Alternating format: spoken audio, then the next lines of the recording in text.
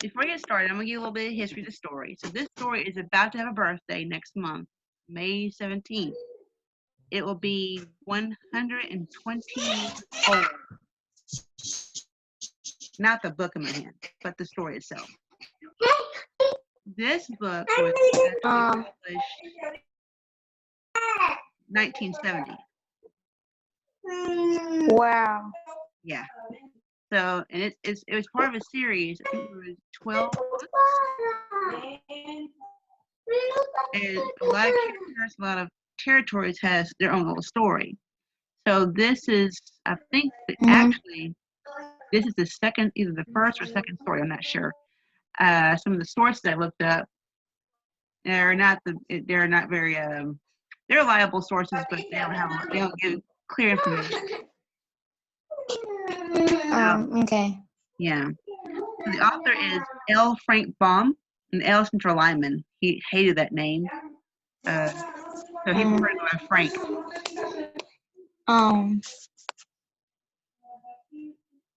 Now we'll go ahead and get started. What we'll probably do is read the first 3 or 4 chapters. I think there's a total of 24 pages. I don't want to overload you today, but on Thursday we're going to do Alice in Wonderland. And we'll make Tuesday Wizard of Oz, and Thursday will be Alice in Wonderland. Sound good? Oh, yeah. Okay. All right, so let's go ahead and start. So actually, the original story is called The Wonderful Wizard of Oz. There is a movie. There are several movies, actually. Yeah. Yeah, so the movie's called The Wizard of Oz. So they took it out of the title for, I forgot, I think it was a copyright reason or something like that. Back in 1902. Actually, the first movie that came out in 1939, well, actually, that wasn't the first movie. The first movie was a silent movie that came out in 1925.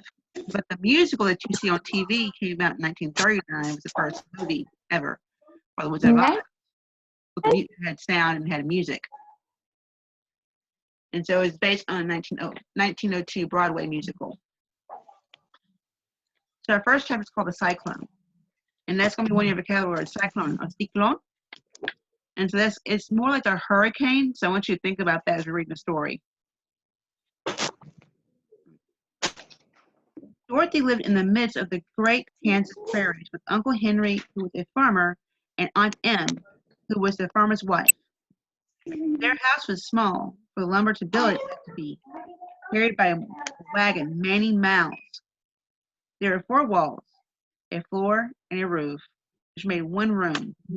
This room contained a rusty-looking cooking stove, a cupboard for the dishes, a table, 3 or 4 chairs, and the beds. Uncle Henry and Aunt Em had a big bed in one corner, and Dorothy a little bed in another corner. There was no garret at all, and no cellar except a small tub in the ground called a cyclone cellar. So Kansas, at some point, was known to have a lot of storms, tornadoes, really. So I remember back then they didn't have houses like we have now. You have storm cellars or storm rooms you can go to nowadays. So they would have a separate place on the when they was very close to the house. They have to go inside and close the door. So they're basically underground. So where the family could go in the cave. One of those whirlwinds arose, mighty enough to crush any building in its path. It was reached by a trap door in the middle of the floor, from which a ladder led down to the small dark hole. When Dorothy stood in the doorway and looked around, she could see nothing but the great gray prairie on the other side, on every side. Wallace. Not a tree or a house broke the broad sweep of flat country that reached the edge of the sky in all directions. The sun had baked the cloud land into a gray mass with little cracks running through it. Even the grass was not green, but the sun had burned the tops of the long blades until they were the same gray color to be seen everywhere. Once the old house had been painted, but the sun blistered the paint and rain washed it away, and now the house was as dull and gray as everything else. So what kind of life do you think Dorothy had so far? Huh? What kind of life do you think Dorothy had so far? A horrible one? Okay, probably. That's kind of boring too, huh? Yeah. Yeah, they don't have many landmarks or like natural landmarks. Like, the West Coast has a desert and they have mountains. And in Tennessee, we have lots of rivers and hills and mountains Yeah. and trees everywhere. Mm. Not grassland. Well, we do have grassland, but not. We have little spots in between here and there that have like mountains or hills or rivers, something that's near it. So you're not just seeing the same fish for several miles. Where was it? Oh yeah. When Aunt Em came there to live, she was a young, pretty one. The sun and wind had changed her too. They had taken the sparkle from her eyes and left them a sober gray. They had taken the red from her cheeks and lips, and they were gray also. She was thin and gaunt. She never smiled now. When Dorothy, who was an orphan, first came to her, Aunt Em had been so startled by the child's laughter that she screamed and pressed her hand upon her heart whenever Dorothy's merry voice reached her ears. And she still looked at the little girl with wonder that she could find anything to laugh at. Uncle Henry never laughed. He worked hard from morning till night and did not know what joy was. He was gray also, from his long beard to his rough boots, and he looked stern and solemn, and he rarely spoke. It was Toto that made Dorothy laugh and saved her from going as gray as her other surroundings. Toto was not gray. He was a little black dog, long silky hair and small black eyes that twinkled merrily on the side of his funny nose. Toto played all day long, and Dorothy played with him and loved him dearly. So, what kind of people do you think Aunt Em and Uncle Henry are?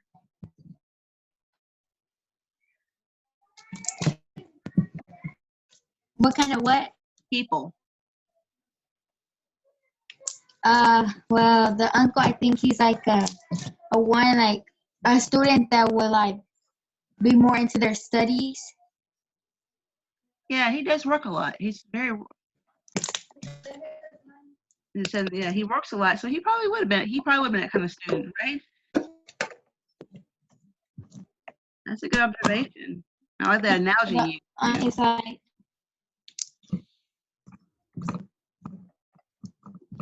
I'm sorry, repeat that last part. and I think the aunt is like a funner person than the uncle. Hmm. Yeah, at some point she probably was a little bit more fun than the uncle was. It says here she what does it say? She was startled by the girl's laughter, but she was amazed that Dorothy was able to find some kind of wonder in the world. That would be kind of hard to be able to find wonder in a place that dark, right? Yeah. Yeah. Today, however, they were not playing. Uncle Henry sat up upon the doorstep and looked anxiously at the sky, which was even grayer than usual. Dorothy stood in the door with Cleo in her arms and looked at the sky too. Aunt Em was washing the dishes. From the far north they heard a low wail of the wind, and Uncle Henry and Dorothy could see where the long grass bowed and waves before the coming storm. There now came a sharp whistling in the air from the south, and as they turned their eyes that way, they saw ripples in the grass coming from that direction as well. Suddenly, Uncle Henry stood up. "There's a cyclone coming, Em," he called to his wife. "I'll go look after the stock." Then he ran toward the sheds where the cows and horses were kept. Aunt Em dropped her work and came to the door. One glance told her of the danger close at hand. "Quick, Dorothy!" she screamed. "Run for the cellar!" Toto jumped out of Dorothy's arms and hid under the bed, and the girl started to get him. Aunt Em, badly frightened, threw open the trap door in the floor and climbed down the ladder into the small dark hole. Dorothy caught Toto at last and started to follow her aunt. When she was halfway across the room, there came a great shriek from the wind, and the house shook so hard that she had lost her footing and suddenly upon the floor. A strange thing had happened. The house whirled around 2 or 3 times and rose slowly through the air. Uh, Dorothy felt as if she were going up in a balloon. The north and south winds met where the house stood and made it the exact center of the cyclone. In the middle of a cyclone, the air is generally still, but the great pressure of the wind on every side of the house raised it up higher and higher until it was at the very top of the cyclone. And there it remained and was carried miles and miles away, as easily as you could carry a feather. So imagine this little house being carried off by a storm that way. How would you feel if you're in that house? Um, well, I would feel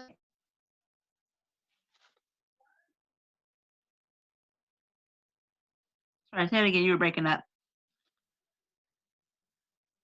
I would be scared Yeah, I would be too. because I, when it flies, you don't know where it's gonna land. that's true. And think about this. You're up all the way in the air like that too. That's so scary. All right, here goes.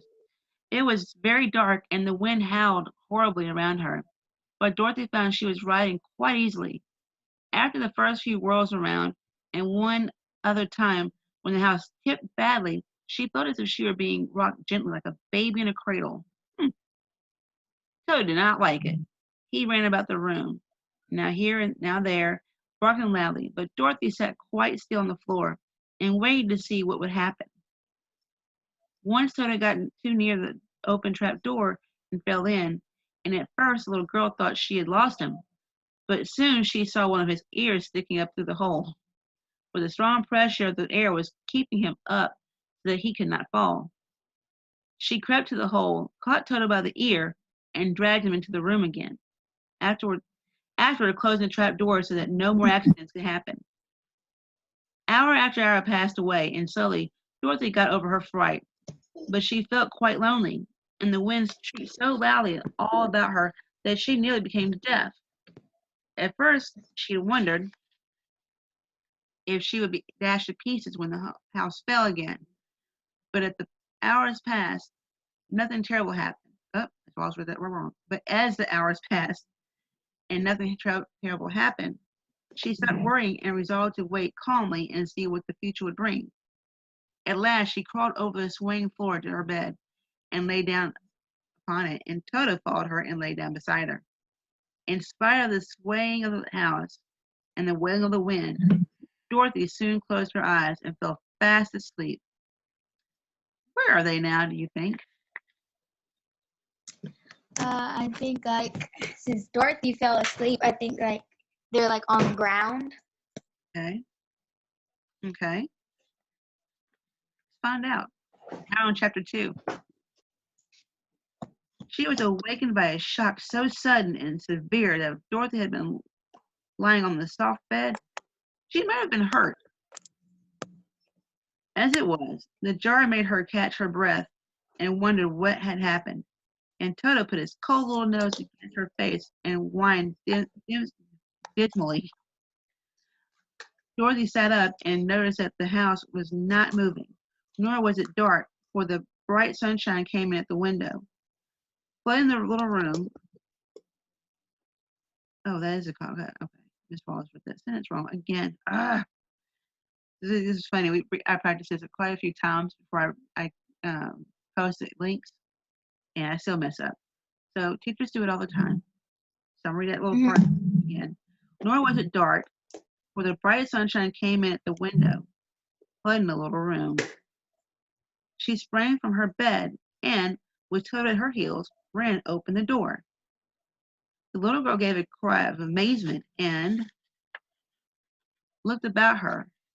Her eyes went bigger and bigger at the wonderful sights she saw. So let's think back to what we read before. When she was in Kansas, how did Kansas look, you think?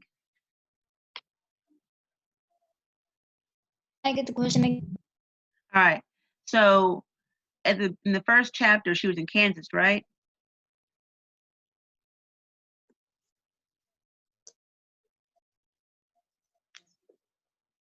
Mhm. So, do you remember what Kansas looked like beforehand? No. All right. So, remember, Kansas was they described as very gray. Everything had a gray tone to it because the sun had burned some of the Oh, color I know. out. I'm Um, sorry. so they are right now. Like where I think they are right now is like where there's color. Mm-hmm. Because if her eyes would have grown bigger and bigger, that means like color would have been everywhere Good. because she never saw that place before. That's a good point. Very good point. Let's see. The cyclone had set the house down very gently for a cyclone. In the midst of a country of marvelous beauty, there were lovely patches of greensward all about. Look at you, get your brain. Um, with stately trees bearing rich and luscious fruits. Banks of gorgeous flowers were on every hand, and birds with rare and brilliant plumage sank and floated in the trees and bushes. Plumage this is what they call their feathers or their quote unquote hair. It's called when you have a Mm, collection of feathers. That's what plumage is. Uh, a mm. little way off was a small brook rushing and sparkling along between green banks and murmuring in a voice very pleasing to a little girl who had lived so long on the dry, gray prairies. While she stood looking eagerly at the strange and beautiful sights, she noticed coming toward her a group of the queerest people she'd ever seen. They were not as big as the grown folks she had always been used to, but neither were they very small. In fact, they seemed about as tall as Dorothy, who was a well-grown child for her age, although they were, so far as looks go, many years older. Three were men and one a woman, and all were oddly dressed. They wore round hats that rose to a small point a foot above their heads, with little bells around the brims that twinkled sweetly as they moved. The hats of the men were blue, the little woman's hat was white, and she wore a white gown that hung in plaits from her shoulders. Over it were sprinkled little stars that glistened in the sun like diamonds. The men were dressed in blue, with the same shade as their hats, and wore well-polished boots with a deep roll of blue at the tops. The men, Dorothy thought, were about as old as Uncle Henry, for two of them had beards, but the little woman was doubtless much older. Her face was covered with wrinkles, her hair was nearly white, and she walked rather stiffly. When these people drew near the house, where Dorothy was standing in the doorway, they paused and whispered among themselves, as if afraid to come farther. But the little old woman walked up to Dorothy, made a low bow, and said in a sweet voice, "You are welcome, most noble sorceress, to the land of the Munchkins. We are so grateful to you for having killed the wicked witch of the East and for setting our people free from bondage." Dorothy listened to this speech with wonder. What could the little woman possibly mean by calling her a sorceress and saying she had killed the wicked witch of the East? Where is that house right now? I think it's in the country. Uh-huh. On anything in particular? No. Okay. Dorothy was an innocent, harmless little girl who had been carried by a cyclone many miles from home, and she had never killed anything in all her life. But the little woman evidently expected her to answer, so Dorothy said with hesitation, "You are very kind, but there must be some mistake. I've not killed anything." "Your house did anyway," replied the little old woman with a laugh. And that's the same thing. See, she continued, pointing to the counter of the house. There are her 2 toes still sticking out from under a block of wood. Hello? All right, there you are. I'll start that part back over. Your house did anyway, replied the little woman with a laugh. And that's the same thing. See? She continued, pointing to the corner of the house. There are her 2 toes still sticking out under a block of wood. Dorothy looked and gave a little cry of fright. There indeed, just under the corner of the great beam the house rested on, 2 feet were sticking out, shod in silver shoes with pointed toes. Oh dear, cried Dorothy, clasping her hands together in dismay. The house must have fallen on her. Whatever shall we do? There is nothing to be done, said the little woman calmly. But who was she? Asked Dorothy. She was a wicked witch of the East, as I said, answered the little woman. She has held all the Munchkins in bondage for many years, making them slaves for her night and day. Now they are all set free, and they are grateful to you for the favor. Who are the Munchkins? Inquired Dorothy. They are the people who live in this land of the East, where the wicked witch ruled. Are you a Munchkin? Asked Dorothy. I don't know if you can see it. Oh, those are the Munchkins. There's Dorothy. Here. The Munchkins are down here below. Wait, go to So are people that are talking? Hmm? So are the people that are talking her? So are the people that are talking with her? Are they Munchkins too? Yes. Yes. Okay. Ah, no, but I am their friend. Although, we just learned something. So the woman that's talking, she's a Munchkin, but she's not from this part of the area. Mhm. Oh, you get what I mean? No, but I am their friend, although I live in the land of the North. When they saw the witch of the East was dead, the Munchkins sent a swift messenger to me, and I came at once. I am the witch of the North. So the woman who's talking is actually a witch. Oh, gracious, cried Dorothy. What are you thinking there? I'm thinking I would just shut the door and stop talking to her because she's a witch. Because I don't know what wicked scheme she has up her sleeves. Okay, that's very fair. Strangers in period, you don't want to open the door for, right? Yeah. Yeah. Well, let's see, who is she exactly? Yes, indeed, answered the woman, but I'm a good witch, and the people love me. I am not as powerful as the wicked witch who ruled here was, or I should have set the people free myself. But I thought all witches were wicked, said the girl who was half frightened at facing a real witch. Oh no, that is a great mistake. There were only 4 witches in all the land of Oz, and 2 of them, those who live in the north and south, are good witches. I know this is true, for I am one of them myself and cannot be mistaken. Those who dwell in the east and the west are indeed wicked witches. But now that you have killed one of them, there is but one wicked witch in all the land of Oz, the one who lives in the west. But, said Dorothy, after a moment's thought, Aunt Emma has told me that the witches were all dead years and years and years ago. Who is Aunt Em? Inquired the little old woman with a surprised smile. She is my aunt who lives in Kansas, where I came from. The witch of the north seemed to think for a time, with her head bowed and her eyes upon the ground. Then she looked up and said, I do not know where Kansas is, for I've never heard of that country mentioned before.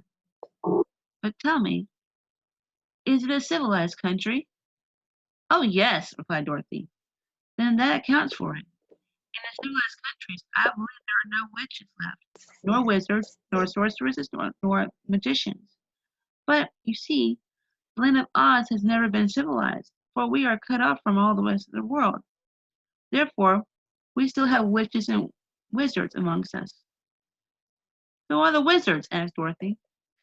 Oz himself is the great wizard, answered the witch, sinking her voice to a whisper. He is more powerful than all the rest of us together. He lives in the city of emeralds.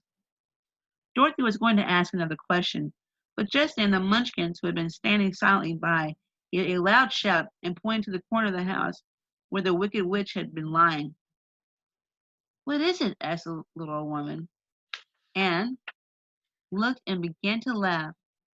The feet of the dead witch had disappeared entirely, and nothing was left but the silver shoes. What are you thinking so far? Help me. I think that she okay. So I think that she didn't die.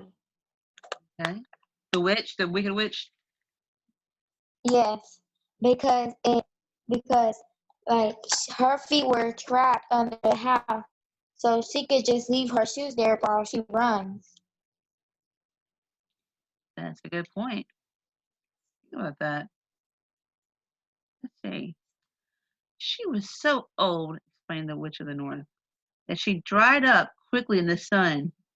Oh, wow. That is the end of her. But the silver shoes are yours, and you shall have them to wear.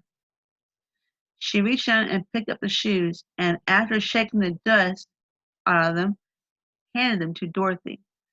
So the witches, so it sounds like to me, when I hear that part, their time is much different than ours. You know, humans, I think the oldest human that's ever been on Earth in modern times, we won't talk about the biblical times, but in the last 200 years, I think the oldest person that lived was 125 years old when they died. So just imagine you have to be so old that the sun burns you up completely. Yeah, I wouldn't. So I wouldn't think that would be. So I don't think that would be true. Okay? That's right. That's the great thing about fiction. They can make any outlandish story they can. And the author, Frank Baum, he was known for telling some of the craziest stories to his kids. And actually, those stories end up becoming, which makes me wonder what Um, kind of stories he tells his kids. So it's oh, all right. The witch of the east was proud of those silver shoes, said one of the munchkins, and there is some charm connected with them, but what it is we never knew.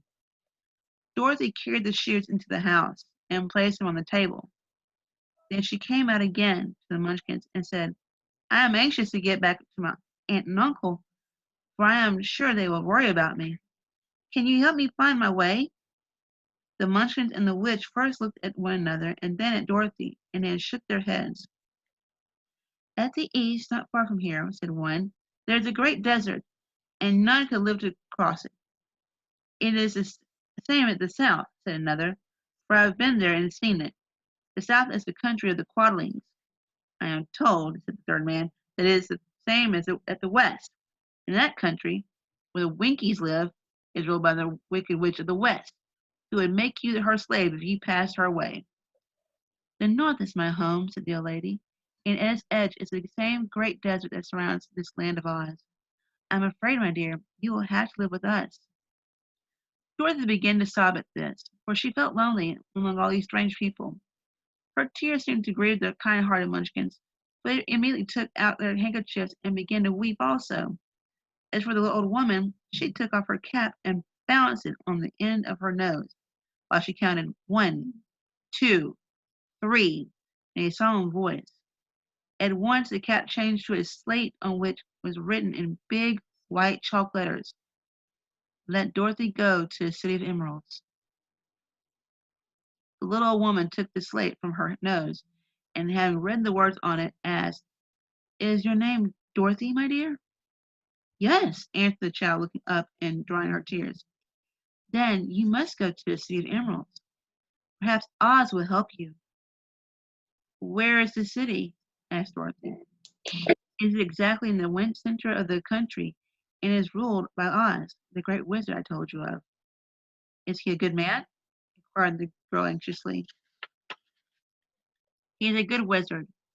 Whether he is a man or not, I cannot tell you, for I have never seen him. How can I get there? Asked Dorothy. You must walk. It is a long journey through a country that is sometimes pleasant and sometimes dark and terrible. However, I will use all the magic arts I know to keep you from harm. Won't you go with me? Pleaded the girl, who had begun to look upon the little old woman as her only friend. No, I cannot do that, she replied, but I will give you my kiss, and no one will dare to injure a person kissed by the witch of the north.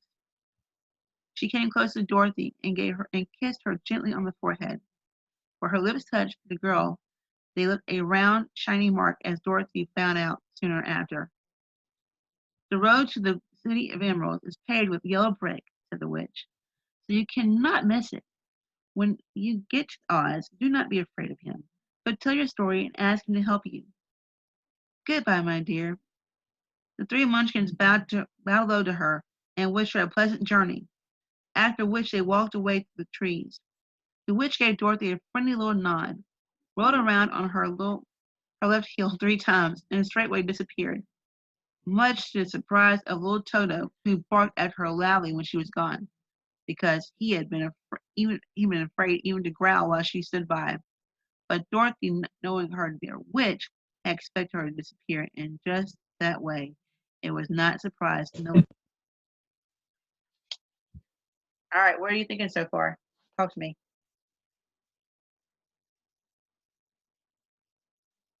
So I would not like to go. I would kind of like to go to the journey by myself and kind of not go at the same time. Why is that?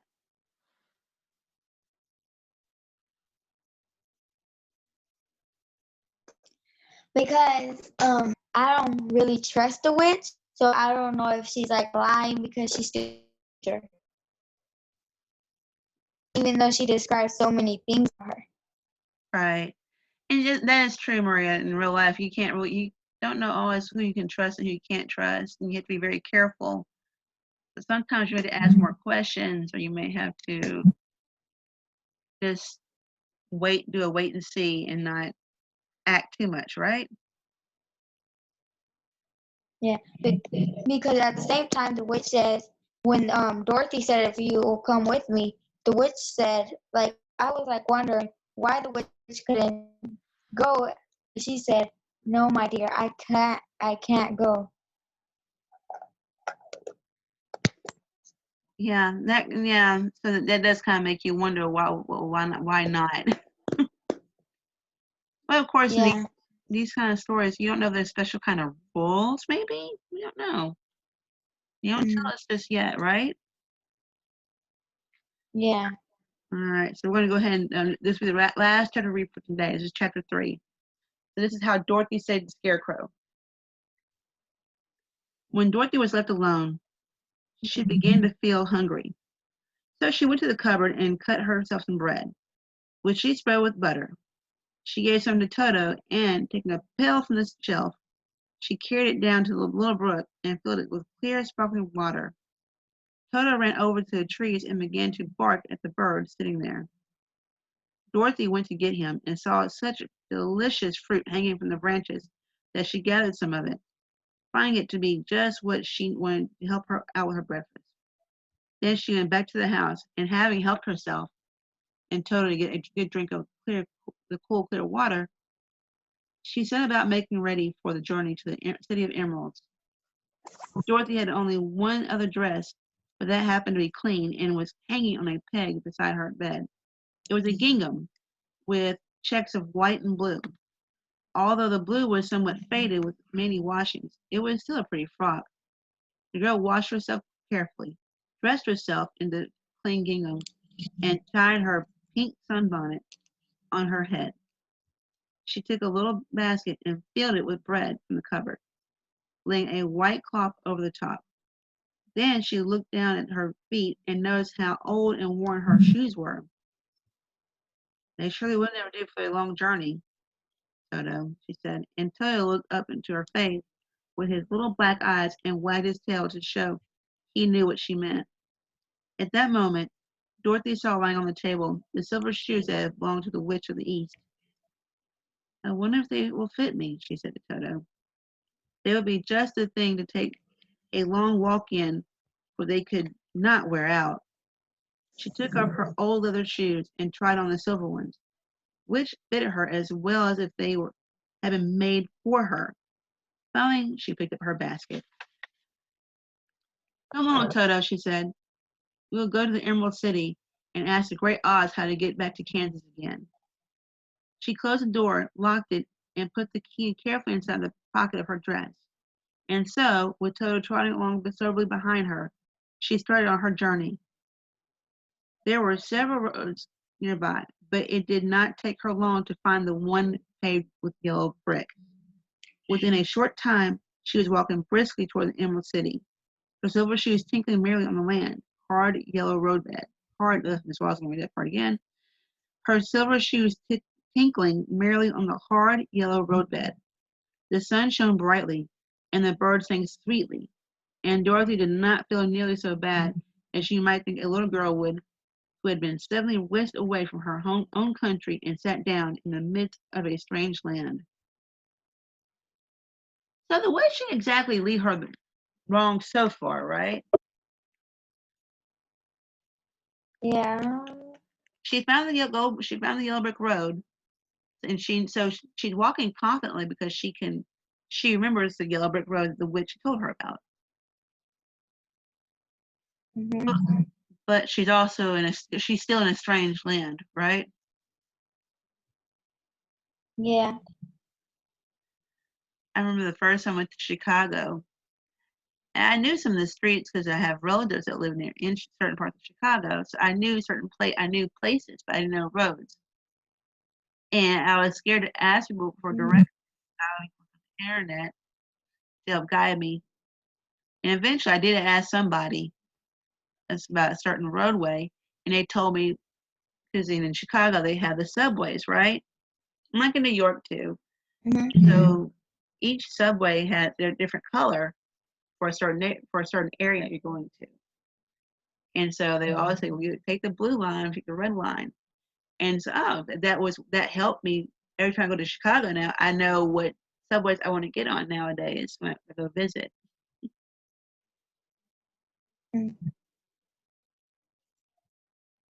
But to a young person, that would still be kind of daunting, right? Yeah, it would be kind of scary, but at the same time, you're like trying to find somebody that's important to you.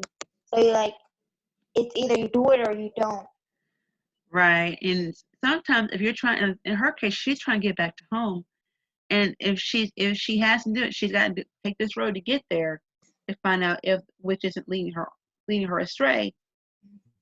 Because you think about other witches and other stories that we read about, like remember Hansel and Gretel, for example. That witch was not exactly friendly. She was being overly friendly for a very. She was being very friendly for a very Mm-hmm. bad reason. Yeah. She was also ugly.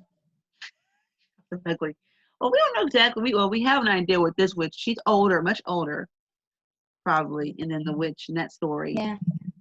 But so far, she's been very kind to her. But we don't know if her motives or if they're a evil sort.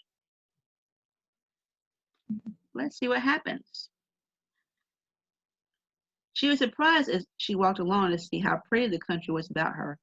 There are neat fences at the sides of the road, painted a dainty blue color, and beyond them were fields of grain and vegetables in abundance. Evidently, the Munchkins were good farmers and able to raise large crops. Once in a while, she passed the house, and all the people came out to look at her and bow low as she went by, for everyone knew she had been the means of destroying and setting them free from bondage. The houses of the Munchkins were odd-looking dwellings, for each was round, with a big dome for a roof. All were painted blue, for in this country of the East, blue was the favorite color. Toward evening, when Dorothy was tired from her long walk and wondering where she should pass the night, she came to a house rather larger than the rest. On the green lawn before it, many men and women were dancing. 5 little fiddlers played as loudly as possible, and the people were laughing and singing, while a big table nearby was loaded with delicious fruits and nuts, pies and cakes, and many other good things to eat. Sounds like a party. The people greeted Dorothy kindly and invited her to supper and to pass the night with them. For this was the house of one of the richest munchkins in the land. His friends were gathered with him to celebrate their freedom from the bondage of the wicked witch. Dorothy ate a hearty supper and was waited upon by the rich munchkin himself, whose name was Bok. Then she sat down upon a settee and watched the people dance. When Bok saw her silver shoes, he said, "You must be a great sorceress." Say something?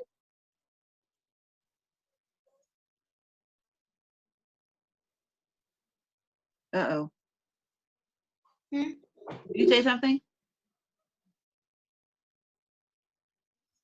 No. Okay. Why? Asked the girl. Because you wear silver shoes and have killed the wicked witch. Besides, you have white in your frock, and only witches and sorcerers wear white. My dress is blue and white checked, said Dorothy, smoothing out the wrinkles in it.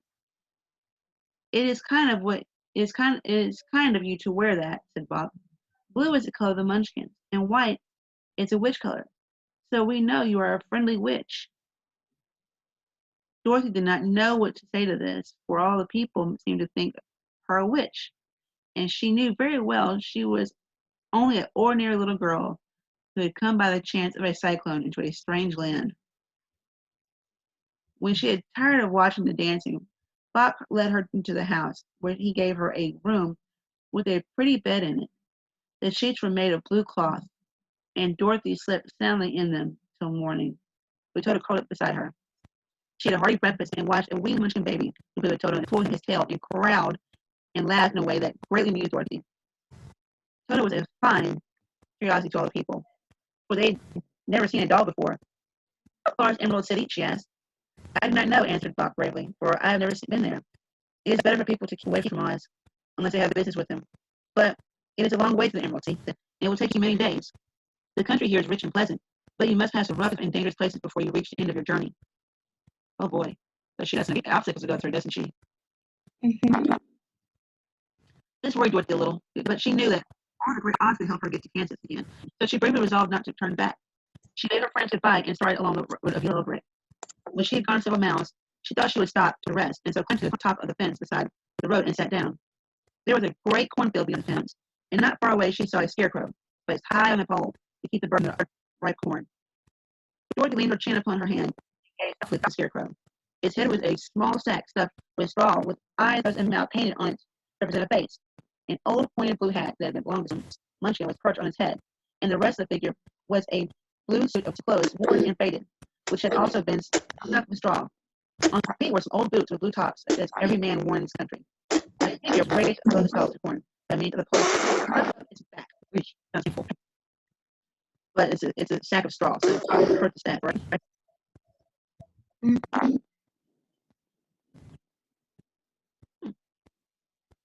Dorothy looked earnestly into the queer painted face. She was surprised to see one of the eyes slowly wink at her. If I saw that, that would scare me. How would you feel?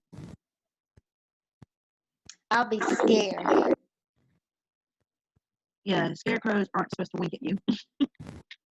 No. She thought she might have been mistaken at first, for none of the scarecrows in Kansas ever winked, but presently the figure nodded its head at her in a friendly way. Then she climbed down from the fence and walked up to it. While Toto ran around the pole and barked. "Good day," said the scarecrow in a rather husky voice. "Did you speak?" asked the girl in wonder. "Certainly," answered the scarecrow. "How do you know? How do you do?" "Well, thank you," replied Dorothy politely. "How do you do?" "I'm not feeling well," said the scarecrow with a smile, "for it is very tedious being perched up here night and day to scare away crows." "Can't you get down?" asked Dorothy. "No, for this pole is stuck my back, If you will please take away the coal, I should be greatly obliged to you. Dorothy reached up both arms and lifted the figure off the coal. Being stuffed with straw, it was quite light. Thank you very much, said the Scarecrow. When he had been set down on the ground, I feel like a new man. Dorothy was puzzled at this, for it sounded queer to her here, a stuffed man speak, and to see him bow and walk along beside her. Who are you? Asked the Scarecrow, after he had stretched himself and yawned. And where are you going? My name is Dorothy. Oh, the silly scream. My name is Dorothy, said the girl. I'm going to the Emerald City to ask the Great Oz to send me back to Kansas. Where is the Emerald City? He inquired. And who is Oz? Why, don't you know? She said surprised. No, indeed. I don't know anything. You see, I'm stuck, so I have no brains at all, he answered sadly. Oh, said Dorothy. I'm awfully sorry for you then. He asked. If I go to the Emerald City with you,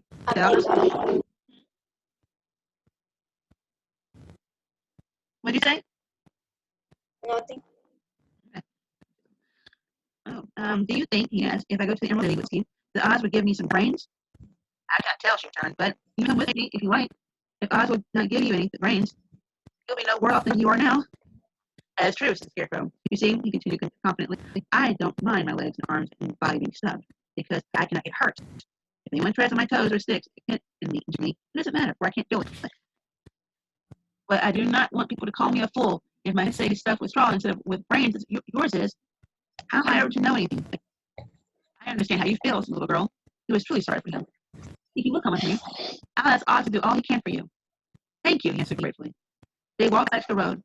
Dorothy helped him over the fence, and they started along the path. Shadow did not like this addition to the party at first. He smelled around the stuffed man as he suspected there might be a nest of rats in the straw, and he often growled in an unfriendly way at the Scarecrow. Don't mind Toto, said Dorothy to her new friend. He never bites. Oh, I'm not afraid, replied the Scarecrow. He can't hurt the straw. Do let me carry the basket for you.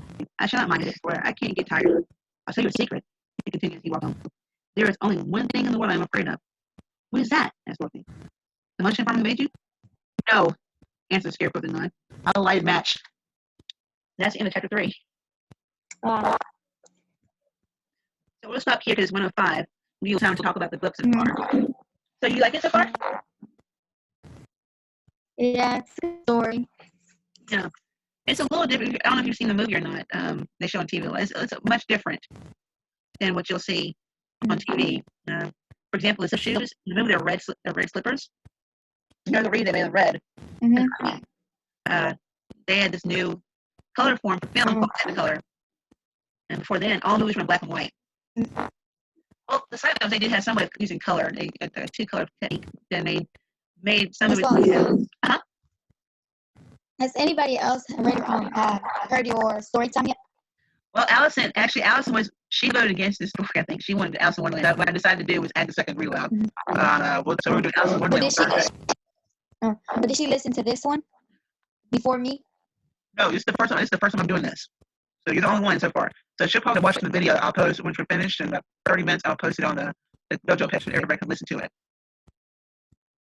And so on Thursday, she might be available for Alice in Wonderland. I think Ariana might be available for that one because she voted for that one as well.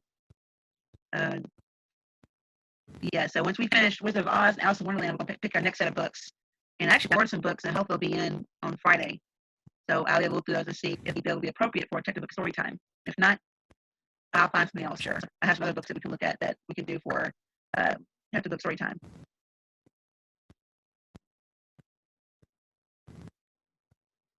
So that's it, guys. Thank you for joining us, and I shall see y'all soon.